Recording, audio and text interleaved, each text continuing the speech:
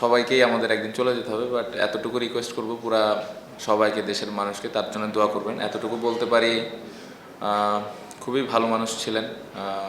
অনেক প্রথমেই আসলে এটার কি বলবো, খুবই মানে আনফর্চুনেট বলবো না, কি ওয়ার্ড ইউজ করবো আমি জানি না, বাট আমরা ওখানে টসের পরে দেখলাম যে সুস্থ একটা মানুষ পড়ে গেলেন।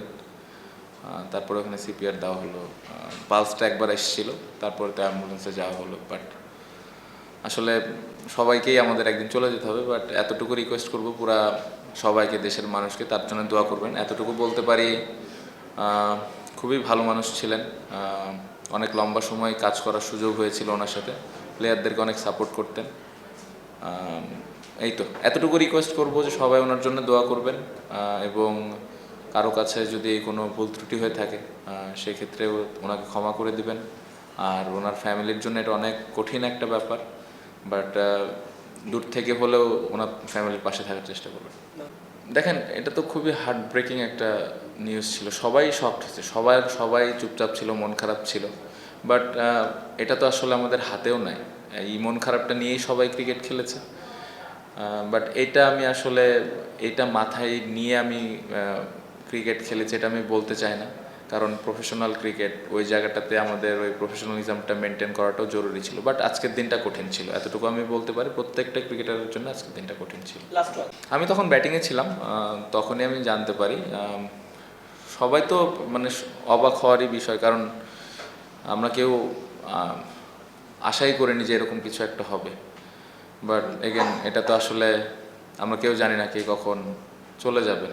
সো এটা সবাই আমরা অনেক অবাক হয়েছি, বাট আসলে এই জায়গায় তো এর বেশি কিছু করার নাই, দোয়া করা ছাড়া।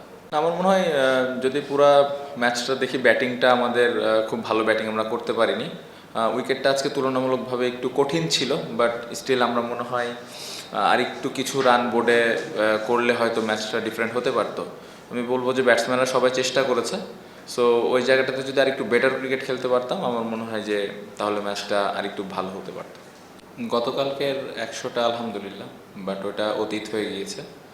কত বছর দৌড়াইছি ফিটনেসের কারণে, ওটা দরকার ছিল, ওইটাও অতীত হয়ে গেছে। সো নতুন করে ব্যাটিং আবার শুরু করেছি এরকম কিছু না, প্রতিদিন চেষ্টা করি কিভাবে কন্ট্রিবিউট করতে পারি, কিভাবে আর একটু নিজের ব্যাটিংটা ইমপ্রুভ করতে পারি, ওটাই চেষ্টা থাকে।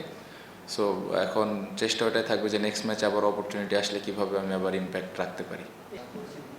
অবশ্যই এই ফরম্যাটটা তো একটু আলাদা, আমার মনে হয় প্রত্যেকটা ফরম্যাটের জন্য আলাদা আলাদা প্রিপারেশন থাকে। সো এই ফরম্যাটটা খেলার আগে, এই টুর্নামেন্টটা খেলার আগে প্রিপারেশনের জায়গায় আমি বলবো যে ভালোভাবে প্রিপারেশন নিয়েছি, স্টার্টটা ভালো হয়েছে, বাট এগেন আরও কীভাবে কনসিস্টেন্টলি খেলতে পারি এটা ইম্পর্টেন্ট।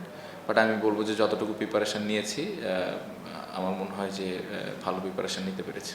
আমি অনেস্টলি এই টুর্নামেন্টটা খেলছি, খেলাটা এনজয় করছি। সিলেকশন ওয়ার্ল্ড কাপে যাব না এটা নিয়ে আমি একদমই ভাবছি না, কারণ এটা আমার পার্ট না। আমি একদমই চিন্তা করছি যে কীভাবে আমি রেগুলার কনসিস্টেন্টলি রান করতে পারি এবং দলের ওপর ওই ইম্প্যাক্টটা রাখতে পারি। দেখেন, যেটা আমার কপালে আছে সেটা তো আছে, আমার কাজ হলো পারফর্ম করা, রান করা, যেটা আমি করার চেষ্টা করব। ভবিষ্যতে যদি সুযোগ হয় খুবই ভালো, আলহামদুলিল্লাহ। যদি না হয় আবার চেষ্টা করব কিভাবে আমি কামব্যাক করতে পারি। আমার মনে হয় ব্যাটিংটা আমরা আরেকটু বেটার করতে পারতাম, ব্যাটিংটা আপ টু দ্য মার্ক ছিল না। বাট আমাদের যে ব্যাটিং ইউনিট আছে, আমার পুরো বিশ্বাস আছে যে ব্যাটিং ইউনিটটা ঘুরে দাঁড়াবে এবং আমরা খুব ভালোভাবেই বোর্ডে রান রাখতে পারবো, যেটা দিয়ে আমার বোলাররা ওইটা ডিফেন্ড করতে পারবে বা ভালো একটা অবস্থান তৈরি করতে পারবে। না, এমন কিছু না। আকবর অ্যাজ এ ফিল্ডার হিসাবে খেলেছে, যদি আপনি দেখেন টিম কম্বিনেশনের কারণে এখনও পর্যন্ত খেলার সুযোগ তার হয়নি। আমি যেটা বললাম যে আমাদের যে পুরা টিমটা আছে সবাই ক্যাপাবল 11 জনে খেলার মতো। সো এই জায়গাটাতে ম্যানেজমেন্ট বা আমার ক্ষেত্রে বলেন যে খুবই হেলদি একটা কম্পিটিশান প্রতিদিনই থাকে 11 জন করার সময়, এবং আকবর একটা ক্যারেক্টার, অলওয়েজ টিমের কথা চিন্তা করে, টিমের কথা ভাবে, বিকজ ও ওইভাবেই বড় হয়েছে। সো ও খুব ভালো অবস্থানে আছে, নিজেকে প্রিপেয়ার করতেছে, এবং আমার বিশ্বাস ও যখনই সুযোগ পাবে ও ভালোভাবে টিমের জন্য ইম্প্যাক্ট রাখতে পারবে। Thank you.